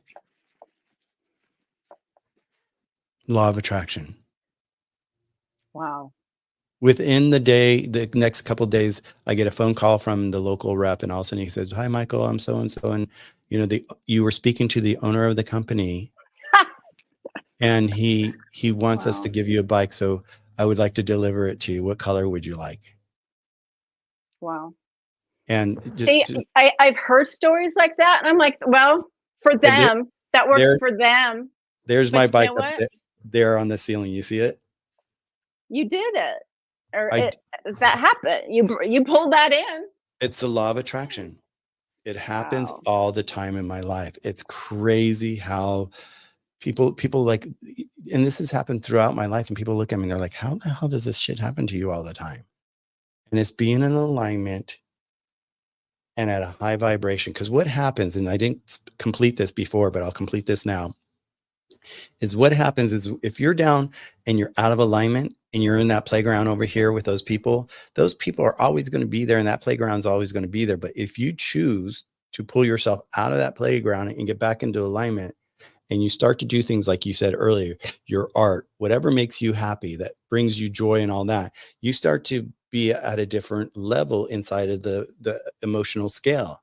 And when you start to get up near the top by, being excited, eager for more, it's like, if you're like, let's say you're in a relationship with someone, okay, we're talking about relationships, right?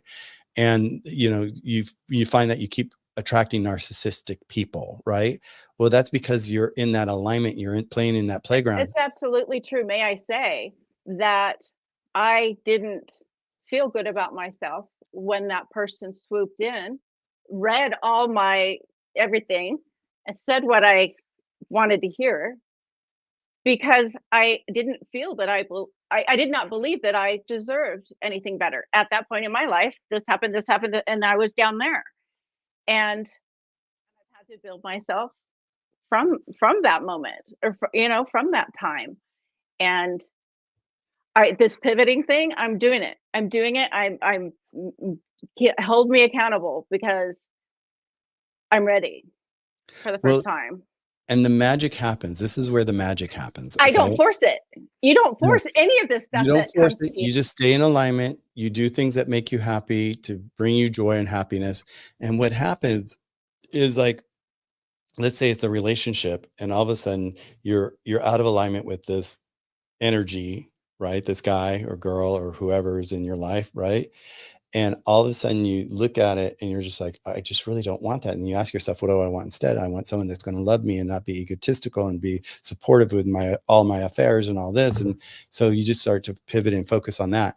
Eventually that's going to come into your life. But the most magical thing is, like, this person over here, if you're in that relationship still and you're looking, but you're still in that relationship, and all of a sudden you start to get into alignment and you start moving up the emotional scale, this person has one or two things they can do. They could either come into your alignment and meet you where you are, or they're going to disappear. And the magic is if they disappear and you're up here at joy and happiness, the next person that's coming into your life is going to be at joy and happiness. And you're going to be playing in that playground instead of the other one that you used to play in. And I know that's true because I see it. I have met you. I have met your husband. That's what it is. Yeah. It's mind-blowing. Like, I feel so stupid because I don't have the words to describe how amazing, how truly life-changing this is for me. Am I weird? Is that no, weird? you're not. No, I hear this all the time. I'm like so blessed that I get to share this information. And it's like, I've done the work. That's all it Yes. is. I've done the work. Yes. You know, I The didn't have action. yeah, I took action. I focus on what I want instead if I find something that's not working for me. And it's magical. It's so magical. And it's pivot and it's changed my life. And it does every day. Okay, two things. I have to like take my sweatshirt off because I'm like so Oh, of course. right now. Give me Of 1 course. second. Sure. So I don't know if anybody's watching because this is my first like live stream thing. So I don't know where anything is, but so Michael hosted this Yeah, so conversation. everybody just, in fact, everybody just follow us, say your Grounded in truth. Grounded in Grayrock. Okay, beautiful. Okay. In fact, when you like, you see how I have at literally Michael on my channel right here.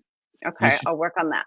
Whenever you go online, always do that so that it's easy for people to follow you. Okay. That's so see, I have to learn all of these It's things. a learn- Just like you know what? everybody else did. But I'm still learning YouTube. I mean, there's so many times where I sit there and I'm just like, that's right. That's right. Your stuff had just started that day, remember? And we Yeah. couldn't find it.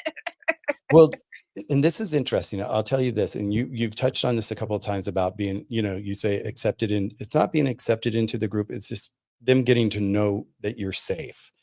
Okay. Yes, those are the correct words. Yes. And so what happens is like, and Serge has always told me, he's like, Michael, be careful. You don't know who's a plant. And at first I was like, plant? What's a plant? What's a plant? And so back in January 26th was like one of my first days I was actually able to go live. There was a couple of days there that we started, because Serge kept saying, Michael, you need to get online. You need to start, sharing with people because they're just going to love who you are and, what you have to share. And you've got so much to share. And I'm like, okay. So I supported him. And so I got online. So I did it. And the first day I was with him and we were across the street from the building they call the birthing building. And it's where all the higher ups in Scientology live in this one apartment building. And so we were there protesting that. And as I was walking up to Serge, because he was there before me and I'd rode my bike there, because I said, go ahead and go without me. But then I had this energy just to go. So then I jumped on my bike and went there and I filmed it. And you can see me riding through Hollywood with my little helmet, talking to the live. And I got off, I locked up my bike and I was walking. And all of a sudden there was this guy that was on a scooter that tried to run me over, and an older guy. And I'm like, oh, what the fuck is this guy? I'm like, is he like drunk? Is he whatever, blah, blah, blah. And I just looked at him. I'm like, and so I just kind of left it alone. And I never thought twice about it until Danny got arrested, last week. Yeah. And the same. Oh, was it the same guy? well, that's what happened. As I looked, I'm like, oh my God, he's on one of my lives. He did the same thing to me. He was trying to run me. The same guy. I've got a live. I recorded it and everything. So and then they, arrested Danny for a hate crime. And I'm like, no, it's not a hate crime, you guys. This is a plant. This is what is considered a plant in Scientology. They are paid. He was assaulted. And he was assaulted. And he was assaulted. So wow. And then what was it was during the Oscars when DOA was doing it. And he freaking ran into Perry. Did you see that? Yeah. I was like, whoa. So it's not a joke. It's not fake. This stuff is really happening. It's really happening. And it's scary how often it happens. And I bounce all over the place because I'm like category, we have so much to talk about. That's what it is. So I wanted to go back to streets because like streets, even like when we were at La Poubelle one night and we were protesting, it was the night of the protest and it brought everybody out, and it brought people out that don't even want to, be out and, so shows Scientology that they're there or whatever. And so there were a few people there that streets had no idea who they were. And, and it was pretty magical because, I was kind of like hanging out with them, just taking care of them and all that, and just making sure everything, because it was a big moment for them to stand up. Right. Yes. And it was really beautiful because like I introduced them to Streets because they wanted to meet Street. Right. And they were like, oh my God, I want to meet Streets. And I'm like, oh, okay, let me go grab them. And I briefed him on where I was taking him and who I was introducing him to. And it totally changed his perspective again. It was one of those moments that was like an aha moment. And he was like, It was a oh real my, moment. It was yeah, I know who you're talking about. So I imagine. So I'm sure that he was like, again, like, oh, this is why we're here. real. It's not just words. Yep. This person, these people's lives, Yep.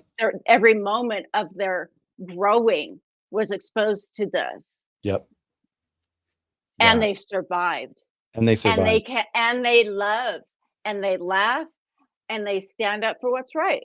What else do you need? That's why I'm here. That's why Yep. I'm here. Well, and that's the beauty of it. There's a law of attraction to it, that once you get there and you start to understand the mission of it and you start to see the reality of it, it's not Yeah. just words. There's a reality to it. And when you understand the reality, you're just like going, oh my God. I want to jump into this other video that I have queued up. Yeah. And this one here really just tore me apart. And it's a little long, but it deserves to be watched. Okay. The people that are here, that if you didn't get a chance to see this is part of the protest. This was the night of the protest. And let me see which one it is here. I think, let's see, is it this one? No, it's not that one. Hold on. Let's try That's this so one. beautiful. Not that one. That's beautiful too. Yeah, I think it's this one here. Let me see if it's this one right here. So it's this one here. Okay. And this was the night of the protest. And this is when they were done. And it's just to hear their voices. You guys, this is like so amazing that they're here. It's life You changing. guys, this Yeah. is just something that And to see the power behind the people that are there supporting them. intense. I'm just like, you see me, I'm just like, I had stopped filming at one point because I was so emotional. But look at these kids right here. There's Serge, there's Laura, there's Christy, there's Liz. This is a receipt. This is a fucking receipt for them. Look at this, you guys. Look at this. You can hear a little Serge in the background there. Look at this, you guys. This is something that you guys Like you said, seeing I'm for so the first glad time. they have a voice. Yeah. I'm You so hear glad them we in the have a background. voice. Yep. And it takes all of us. Every child here abused. It takes all these. I mean, it's to see them come together like This this. is And the sad Liz's story brother's right name here. is on here. We talked about him, and she read his suicide note on Wikipedia. It was the first time she saw it. That night? No, when he committed suicide, for some reason he already had a Wikipedia, and someone found the suicide note and threw it on Wikipedia, and then that's where she was able to read it. See, people that can endure something like that, you cannot touch them. She's still here today. She had to deal with all of that, and she's still here. Look at her. Yep. And And she's she's strong. honoring who she loves with her art. They cannot touch us. They cannot touch us. They're going to keep screwing with us, but it doesn't even matter what they do to My me. brother is on this list. My brother did not make it out of Scientology alive. Google him, Philip Gale. You can read his suicide note on Wikipedia just like I did. And that's a whole rabbit hole. Scientology doesn't work. It doesn't work for people who join the Sea Org. It doesn't work if you pay $20,000. It doesn't work. And that's all I have to say. It doesn't work to have children be put in harm's way. Thank you. It doesn't work. Children cannot consent. It's that simple. So we're going to say more than enough. And that the LAPD leadership is literally showing how they want to misunderstand us. By all means, LAPD leadership, see the length of this receipt. We got one that goes all around this building and then fucking some. Just an FYI. This should be enough. This should be enough children not put in harm's way. This should be enough. But it's never enough. And the fact that kids are involved inside of these hotels and commercial buildings that America keeps saying are some sort of whatever in the hell they're saying it is. For us, it wasn't a religious experience. For us, we were put in dead bondage. For us, it worked more like the child trafficking laws that are already in the books.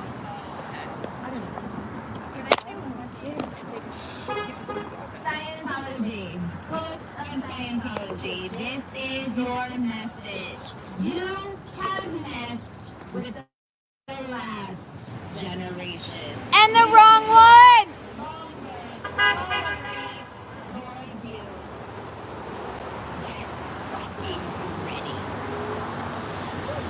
Yeah! Yeah! Cult! It's a cult! It's a cult! It's a cult! It's a cult! It's a cult! It's a cult! It's a cult! It's a cult! It's a cult! It's a cult!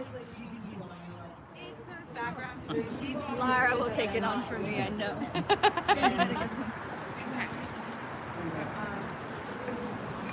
It's really hard to hear Laura here, but it's like, look at how many.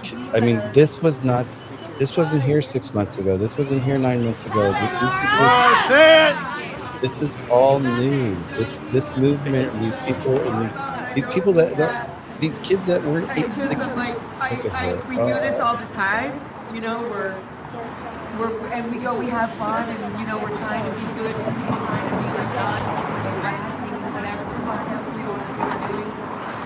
And then you see the names on the list of the people I know and remember, and what I forget about, but I realize why we get so upset when this stuff is still happening. Never had voices ever. We were so afraid to be doing what we're doing now, and to have the freedom to be able to be doing it is like unstoppable. There's no way, especially when people never had that option ever. So it's really hard, even going through all this, to be seeing people that aren't here with us, that we're trying to save us. So that's I don't know if I can top that, but you don't need to go in. most of these names are names that I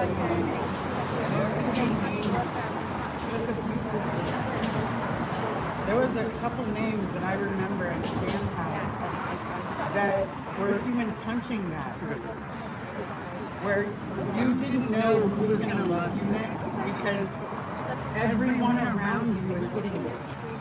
Everyone around you was treating you like you were scum.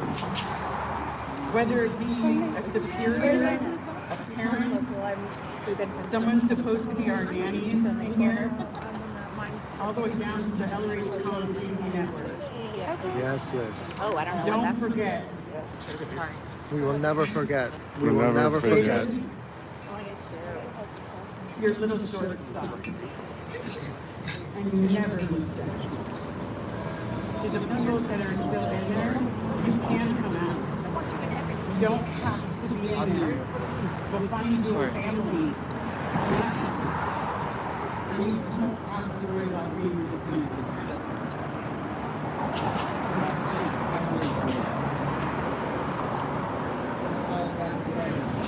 I love you! We love you!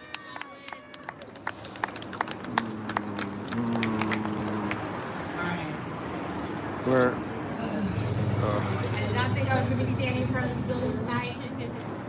mostly because I almost wasn't standing at all because of this building. My name was almost on that list because I wasn't going to be here. Thank you so much. To be standing here alive right now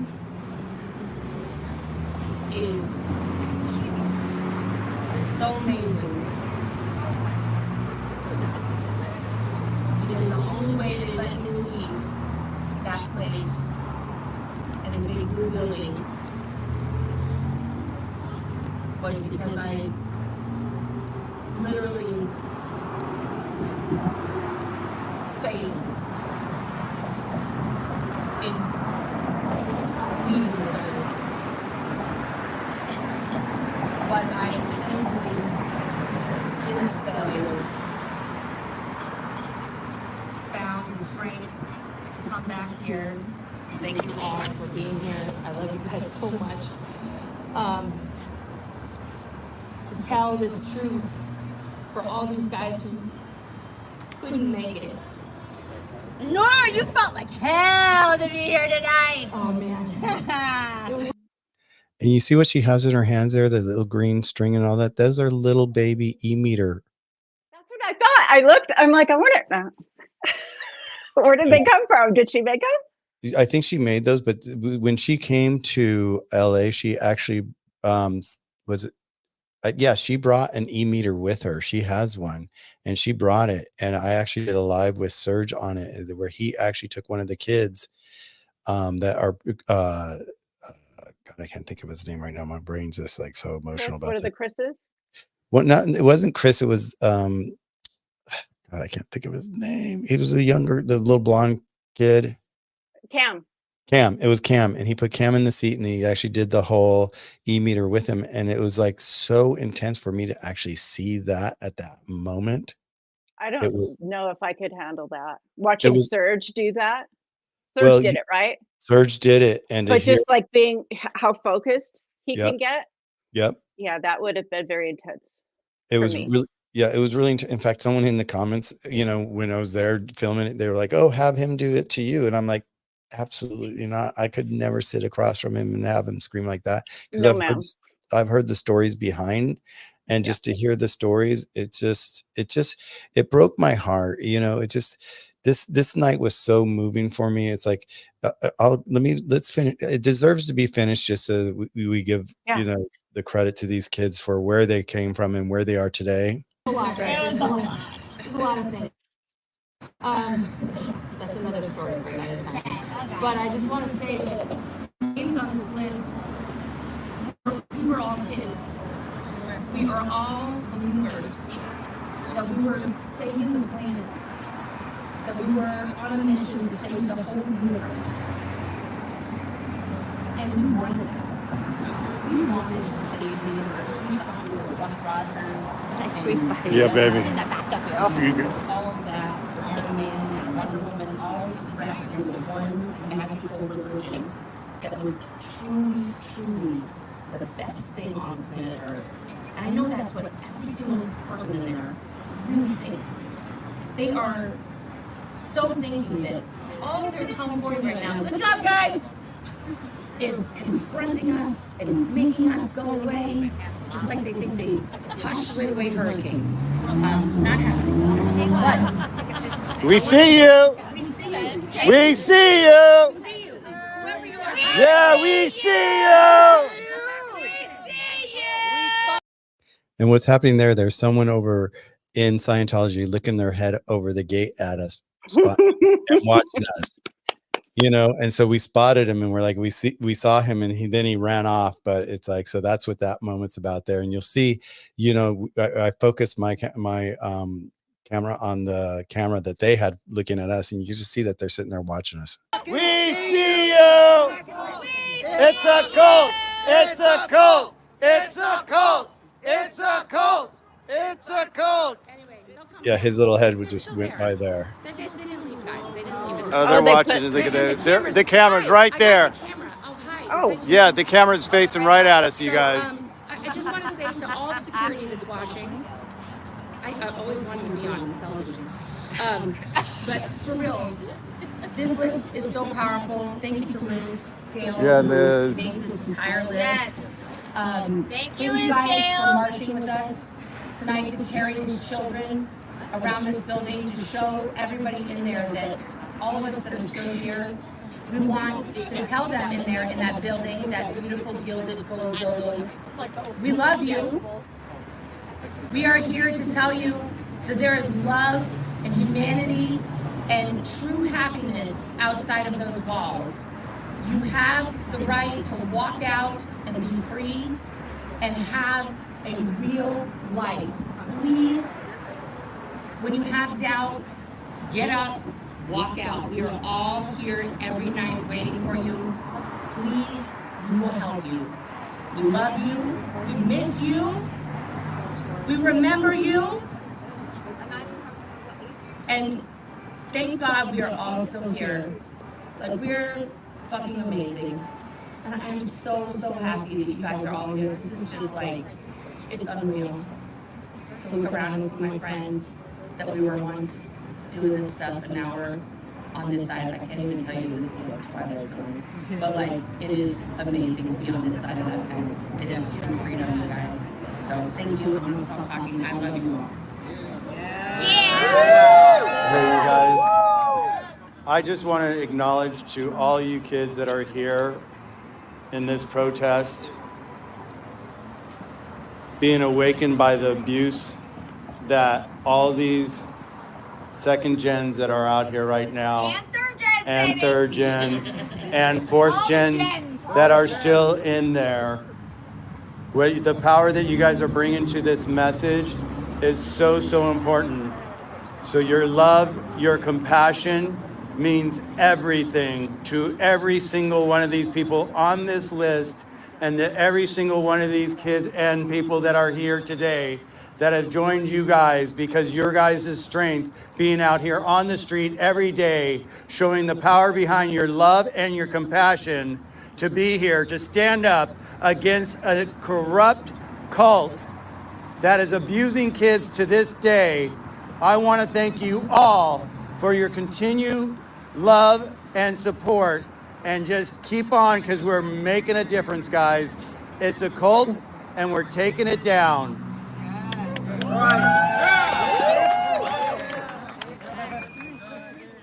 How did you know I needed to see that? Because I was too afraid to go that night. And I don't want fear to keep making my decisions for me, you know? And that's one of the gifts that y'all have given me, is remembering the important part is that we are here and we are speaking out.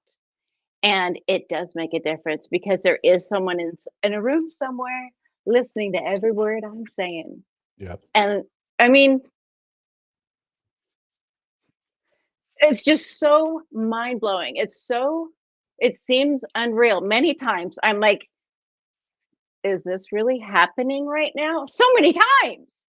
But Mhm.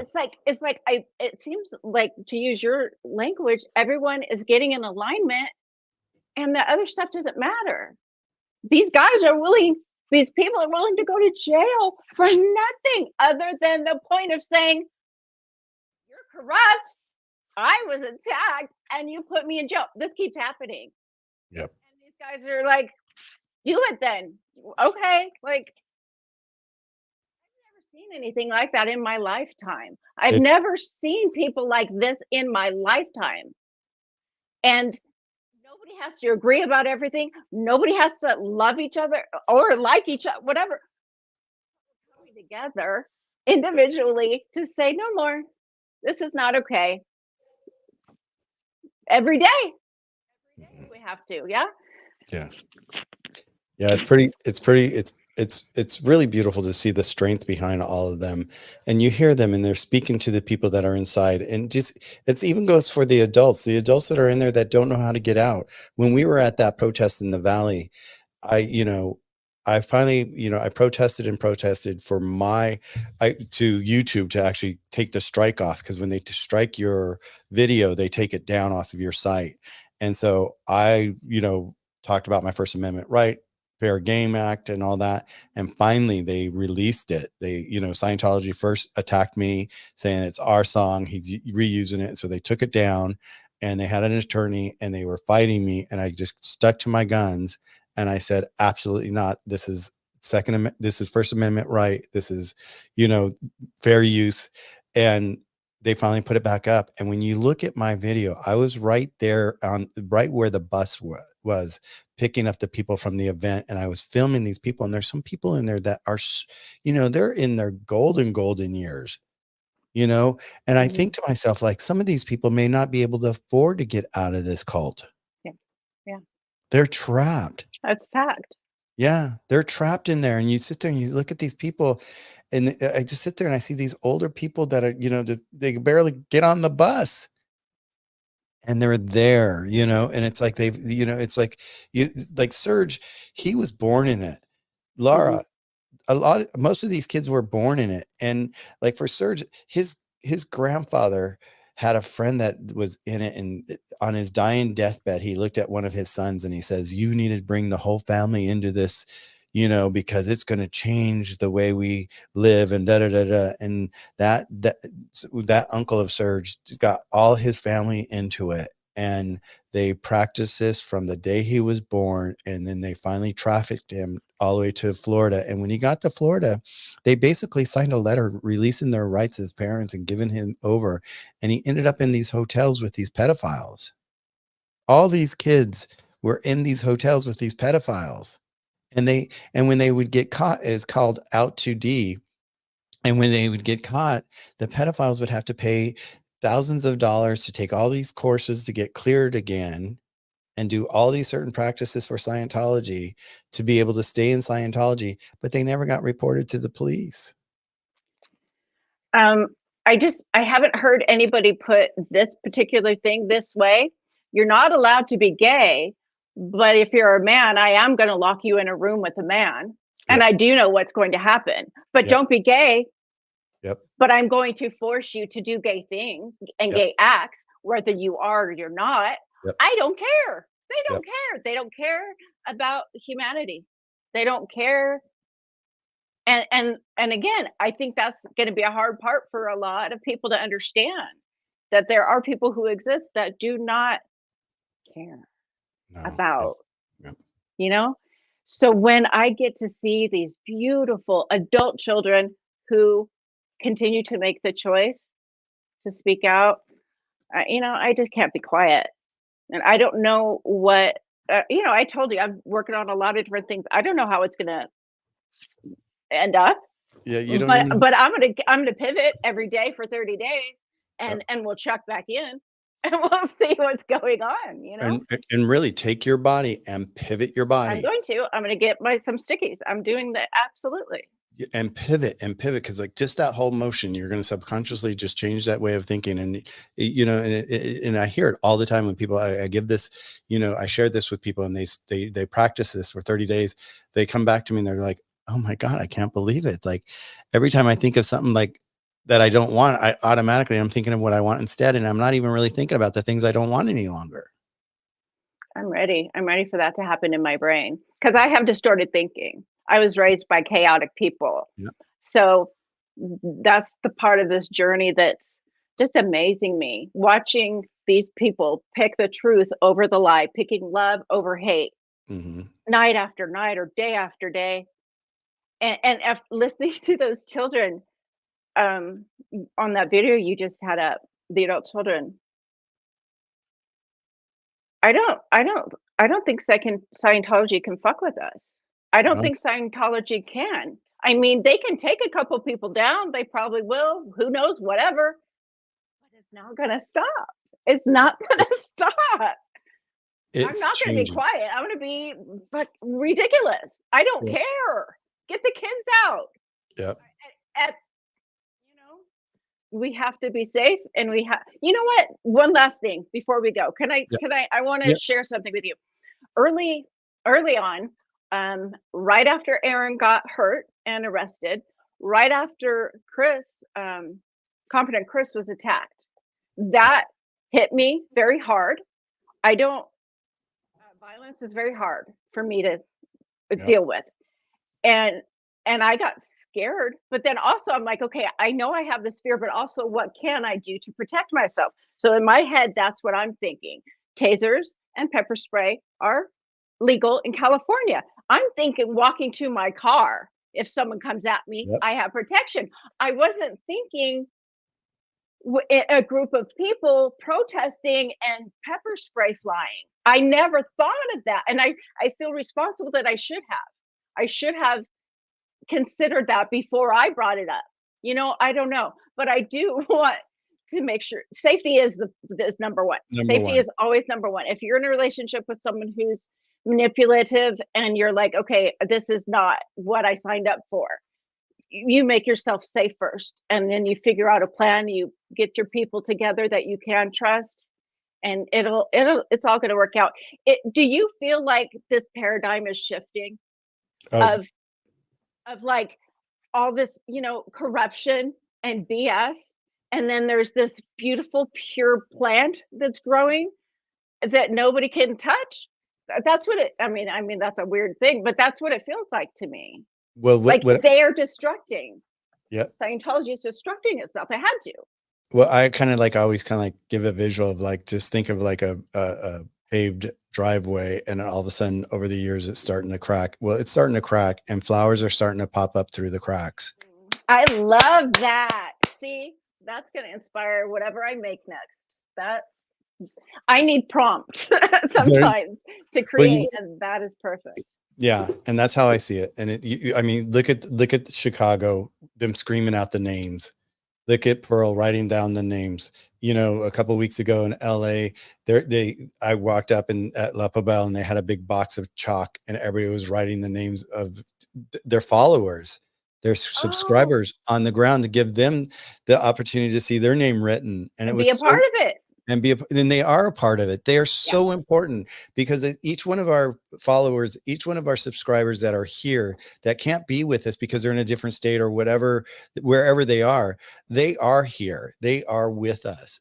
And just by them being here, it's like it gives them a moment to think about it and share this with somebody else and share it with somebody else. And it just keeps growing and keeps growing. So they're just as important as the kids are out there that are there every day. Oh yeah, absolutely. 100%. Yeah. It's everybody has something to offer this. And I love watching people do it. And I love seeing things I never would have come up with on my own. That's my favorite thing of like, like that list. Yeah. How touching. Yeah. It was everything, It and was, yeah. I send my heart and my love and my support to you, to your family, to our family, these Yeah. people that care, these people who choose every day love over hate and the truth over lies. I love you people, because that's the world I want. That's the family I want. It's windy. That's the alignment I want. Some just blew up against my window. So thank you. Thank you for taking this time with me, Michael. I knew it was going to be like that, with kind of all over the place, but it all connects in my head. It does. It does. Yeah. Well, even that little smack on your window right now is the universe saying we hear you. Oh. I hear you. Yeah. And I'm glad you reached out and asked me to like join you here today. And it's just That like was scary. Thank you. Thank you for being so kind and gentle from the very first time I met you. Yeah. Well, it means a lot. It's my way of giving back and just being able to show that there is a difference out there, and there is a different way that, you can experience life. And, because we don't know what the other person's gone through. We don't know what the other person's going through. We don't know where they are mentally. And if we just assume that they're being an idiot or acting a certain way because they're acting a certain way, no, we don't know that. So it's like, why would you like attack somebody or be, That's forceful? bizarre. That's bizarre that there are people who, Well, it's full of it. I mean, you look around today and you watch people driving on the road and looking at the aggression of people driving and circling around the side of you and all that. They think it's their world, and it's not their world. But then I have to stop, and I'm like going, wow, what's happened in your life to get you where you are today? And I have to remember, I've been that person. I have too. That's So, if I have to say is one of the worst, one of the things that I do badly is like drive because it's I drive I get more rage from people on the streets and the lack of care and I just like well, LA is a whole beast. yeah, LA is a whole beast. I yeah, can barely deal. Like yeah, in and out, I can't. yeah, So I understand. yeah. Well, thank you so much Thank today. you. Thank you. I, This I was appreciate you. this I've is my loved pivot. Today's pivot. Yep. I loved our Thank you. journey. I love our journey, how we met, how we sat there in the coffee shop, getting to know each other and you sharing your stories with me. And so thank you for being vulnerable and just Thank you opening up. for being trustworthy. Thank Yeah, you for that. you're welcome. And thanks, Serge, for that Yeah. Well, we're here. on my behalf. We're always here and we'll keep in touch and we'll just keep talking about the art and all that because that's going to be happening here. And, we're going to be, it's all about raising awareness for the kids and Yep. just, it's one step at a time. And it's a lot's going on, a lot's moving. So we're Big in a steps.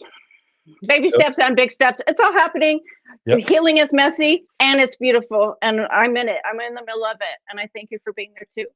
Yay. Thank you everybody for being here today and everybody that watches this after the fact. Thank you so much for supporting us. We really appreciate everybody that comes out and just takes a moment and just puts us on their phone and just sits there and listens to us because, the best thing you guys can do is share these stories with other people in your family and your friends and all that and bring awareness because as I said earlier, it's like when I first met Serge, I thought I knew of Scientology, but I didn't know Scientology. And today I know Scientology and all their corrupt, divisions inside their company or their church or whatever. But it's like, awareness is key. And it's like, let's bring awareness to the world. So kids cannot consent. Because kids can't. Yep. No more kids in Scientology, period. And we'll be gone. And we'll be gone off doing art instead of talking about this. We'll be creating magic everywhere we go. Have a beautiful night, honey. Thank you, sweetheart. Bye, everybody. Bye, everybody. Thanks.